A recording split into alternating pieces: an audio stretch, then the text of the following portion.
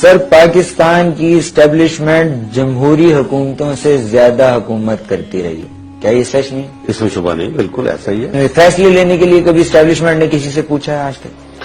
اسی لیے امریکہ جو ہے وہ ڈکٹیٹروں کو پسند کرتا ہے ایسے ممالک میں، کیونکہ ایک فرد واحد میں فیصلہ کرنا ہوتا ہے۔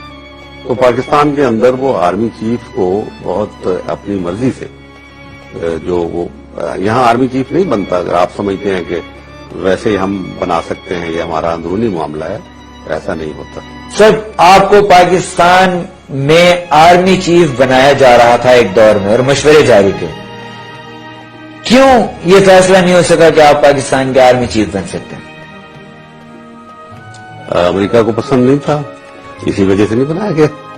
امریکہ نے انکار کر دیا آپ کو آرمی چیف بنانے سے؟ ہر کوئی جانتا ہے، مٹھائیاں تقسیم ہوئی جب میں نہیں بنا، انڈین ایمبیسیز کے اندر مٹھائیاں تقسیم ہوئی، لوگ گواہ ہیں، لکھا لوگوں نے اس کے اوپر، میں نے نہیں لکھا۔ حکمت یار نے بھی کچھ لکھا ہے، حکمت یار صاحب کی کتاب میں بھی ہے ذکر کہ غلام اسحاق خان نے کہا کہ امریکہ پسند نہیں کرے۔ حکمت یار نے لکھا کہ انہوں نے غلام اسحاق خان کو یہ کہا تھا کہ جنرل حمید گل کو پاکستان کا آرمی چیف بنا دیا گیا۔ ان کی کتاب میں پڑھی ہے نا، حکمت یار صاحب کی کتاب ہے، وہ پڑھ لیں آپ، اس میں لکھا ہو۔